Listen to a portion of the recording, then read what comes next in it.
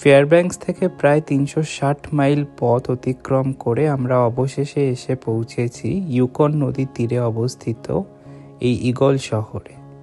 এর আগেই একটা ব্লগ পর্বে আমি ইউকন নদীর মোহনায় অবস্থিত সার্কেল শহর সম্পর্কে আপনাদের জানিয়েছিলাম, আর আজকে জানাবো ইউকন নদীর উৎপত্তিস্থলে অবস্থিত এই ঈগল শহর সম্পর্কে।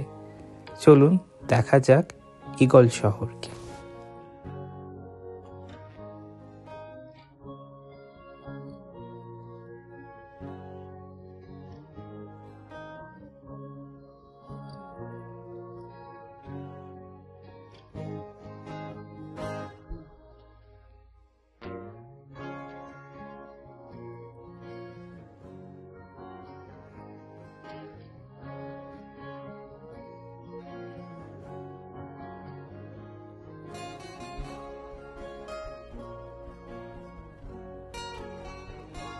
গতকাল আমাদের ঈগল পৌঁছাতে অনেক রাত হয়ে যায়, অলমোস্ট রাত 12:30 বেজে যায়, 12টা বেজে যায়। মানে ক্যাম্পগ্রাউন্ডে ঢুকতে ঢুকতে 12টা বেজে যায়। এখানে ঈগলে আমরা 11:30টার মধ্যে ঢুকে পড়ি। তো খুব টায়ার্ড ছিলাম, যদিও ঘুম আসছিল না। গল্প করতে করতে ঘুমোতে অলমোস্ট সকাল 3টে বেজে যায়। আর এখন অলমোস্ট সকাল 8:15, 8:20, 15 মিনিট আগেই আমরা ঘুম থেকে উঠেছি। এটা হচ্ছে একটা ক্যাম্পগ্রাউন্ড, খুবই নিরিবিলি একটা জায়গা অ্যান্ড খুব সুন্দর ভাবে সাজানো একটা ক্যাম্পগ্রাউন্ড। এখানে আপনার ক্যাম্পগ্রাউন্ডে একটা গ্রিলও দেওয়া আছে, কাজেই আপনি যদি কাঠ কয়লা নিয়ে আসেন তো অনায়াসে রান্না করতে পারবেন, অ্যাটলিস্ট গ্রিলড করতে গ্রিল ভেজিটেবলস কিংবা মিট, চিকেন এই সমস্ত করতে পারবেন। একটাই প্রবলেম, এখানে প্রচণ্ড মশা, আর মশাগুলো মানে সাংঘাতিক।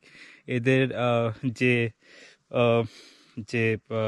নিডেলটা আছে সেটা হচ্ছে খুবই শার্প আর অনেকটা গভীর, কাজে ওর জন্য আমাকে এত আনকমফোর্টেবল দেখাচ্ছে, কারণ কি অনবরত মশাগুলো কামড়িয়েই যাচ্ছে। কাজে এখানে যদি আপনি আসেন তো অবশ্যই একটা মসকিউটো স্প্রে আনবেন। আমার কাছে আছে মসকিউটো স্প্রে, কিন্তু ওটা দিলে মোটামুটি সারাদিন স্নান না করে থাকা যায় না। But anyway we are on the run, তো ওর জন্য অত টাইম নেই আমাদের কাছে। সো আমি আপনাদেরকে ঈগল শহরটা এখন দেখাতে চলেছি, কি আছে ঈগল শহরে। অ্যান্ড তারপরে আবার আমরা রওনা হব ফিরতি পথে। কিন্তু যাওয়ার সময় আমরা একটা খুব সুন্দর জায়গা, সুন্দর হাইওয়ে ভিজিট করব। এখনই বলছি না হাইওয়ের নামটার মধ্যেই অনেক কিছু লুকিয়ে আছে। যাই হোক, যখন যাব তখন আপনাদের দেখাবো কিংবা জানাবো।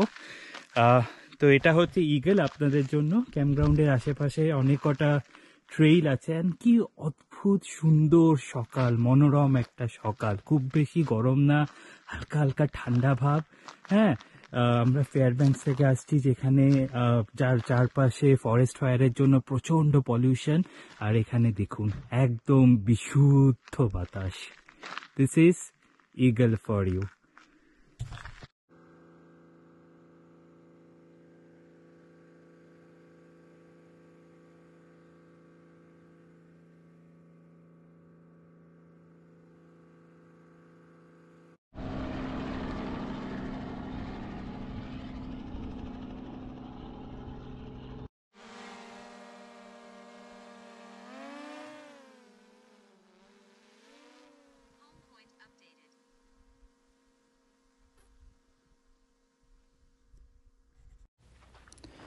ইউকন নদীর তীরে কিছুক্ষণ কাটানোর পরে আমরা ঈগল শহর ভ্রমণে বেরোলাম।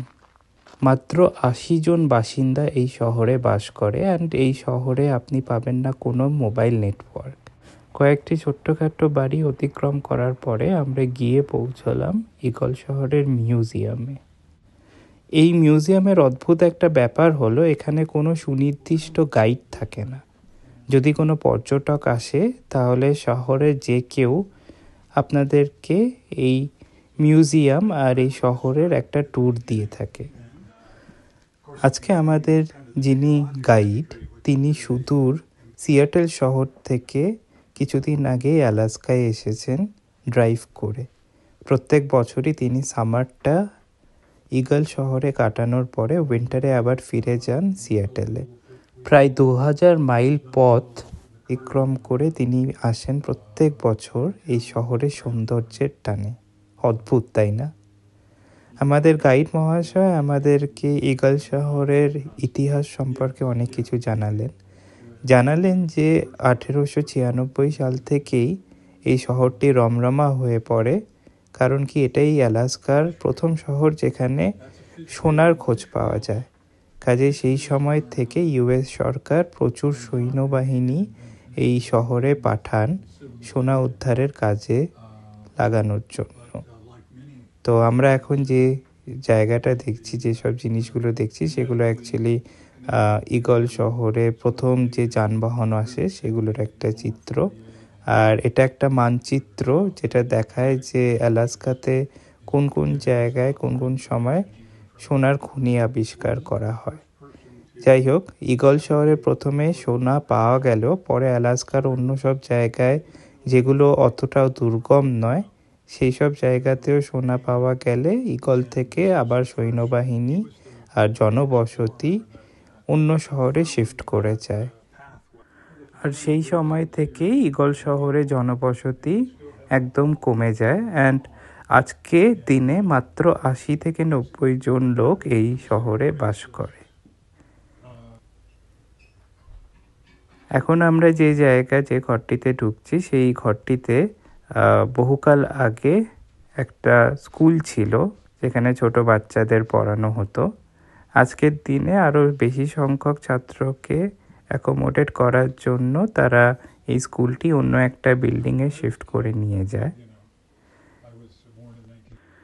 ইগল মিউজিয়ামের ট্যুর শেষ করার পর আমরা ইউকন নদীর তীর ধরে হাঁটতে হাঁটতে এগিয়ে যেতে থাকলাম আর আমাদের পরবর্তী গন্তব্যের জন্য। আমাদের গাইড মশাইয়ের কাছে জানতে পারলাম যে শীতকালে এই শহরটা পুরোটাই আইসোলেটেড হয়ে পড়ে, যখন বাইরে থেকে কেউ এই শহরে আসতে পারে না, আর এই শহর থেকে কেউ এমার্জেন্সি ছাড়া বাইরে কোনো শহরে যেতে পারে না। আর তাই জন্যই এই শহরের অনেক মানুষের কাছে নিজেদের প্রাইভেট প্লেন আছে, যাতে এমার্জেন্সি সিচুয়েশনে শীতকালে তারা ইগল শহর থেকে অন্য শহরে যাতায়াত করতে পারে। যাই হোক, আমরা সেই সব এরোপ্লেনের ঘাঁটিকে পেছনে ফিরে আমরা এগিয়ে চললাম আমাদের পরবর্তী গন্তব্য, একটা অ্যান্টিক গাড়ির মিউজিয়ামে। আমার ভাবতে অবাক লাগছিল যে সেই বিংশ শতাব্দীর প্রথম দিকে এইসব গাড়িগুলো এত দুর্গম রাস্তা দিয়ে এই শহরে নিয়ে আসা হয়। হাতের ডান দিকে যে গাড়িটি আপনি দেখছেন সেই গাড়িটি এখনও ইন্ডিপেন্ডেন্স ডে প্যারেডে ইগল শহরের বাসিন্দারা ব্যবহার করে থাকেন।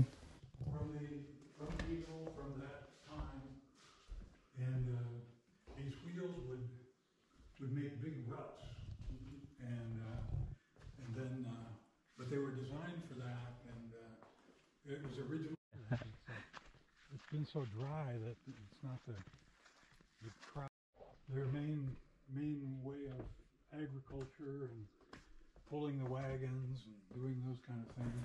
গাড়ির মিউজিয়াম দেখার পরে আমরা যে জায়গাটাতে গেলাম সেটি ছিল একটি পুরনো দিনের ঘোড়ার আস্তাবল।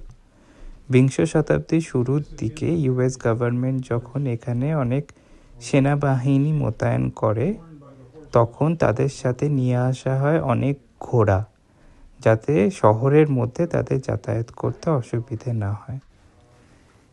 আপনি দুই দিকে যে খুপড়িগুলো দেখতে পাচ্ছেন সেখানেই রাখা হতো সেই সময় ঘোড়াগুলোকে।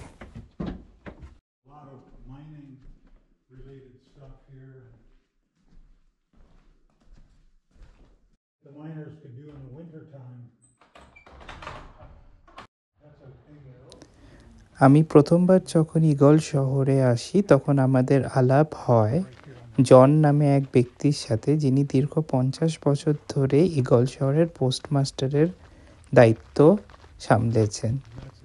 আমাদের গাইডের কাছেই জানতে পারি যে জনের অবস্থা এখন খুবই খারাপ, তিনি শয্যাশায়ী, আর কাউকে, কোনো পরিচিত কাউকে মনে করতে পারছেন না। Yeah, that's a natural. Yukon নদীর তীরে পাহাড়ের কোলে অবস্থিত এই শহরটির সৌন্দর্য আমাকে এতটাই মুগ্ধ করেছে যে আমি এখানে দ্বিতীয়বার ফিরে আসি। 2 দিনের ঝটিকা সফরে মাত্র 12 ঘন্টা আমরা ইগলে থাকলেও এই শহরটি আমাদের মনে চিরস্থায়ীভাবে জায়গা করে নিয়েছে। জনের জন্য আরোগ্য কামনা করে আমরা রওনা দিই আবার ফিরতি পথে, আর প্রার্থনা করি যেন ভালো থাকি ইগল, ভালো থাকে ইগলের মানুষজন।